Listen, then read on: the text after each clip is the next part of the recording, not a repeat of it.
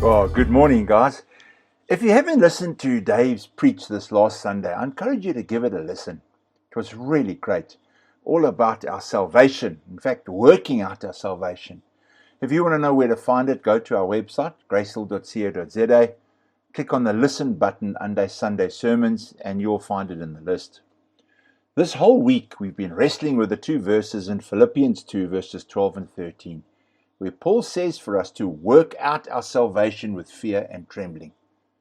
Now we all know salvation is 100% God and 0% us.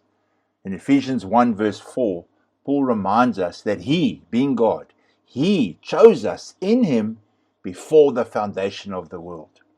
It's clear that God's work is primary, and yet somehow His work doesn't swallow up our personhood or take away our choice. Every work of obedience you do happens because God is at work in you. And yet at the same time, it really is you doing the work. Somebody once said, God acts through us, and yet it's still our act. But you see, that's the mystery of these two verses. Yes, there are actions like election, that's 100% God and 0% us. There are also actions like sin, that are 0% God and 100% us. But when it comes to working out our salvation, it's more like 100% God and 100% us. God acts through us, and yet it's still our act.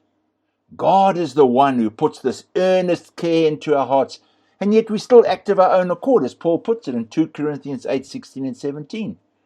I mean, this is the kind of thing you won't believe unless you take the Bible seriously. And yet it's exactly what we need in order to guard us from pride on the one hand and laziness on the other. Laziness says, I don't have to work out my salvation, I can just let go and let God. Whilst on the other side, pride says, I work so hard and I deserve the credit.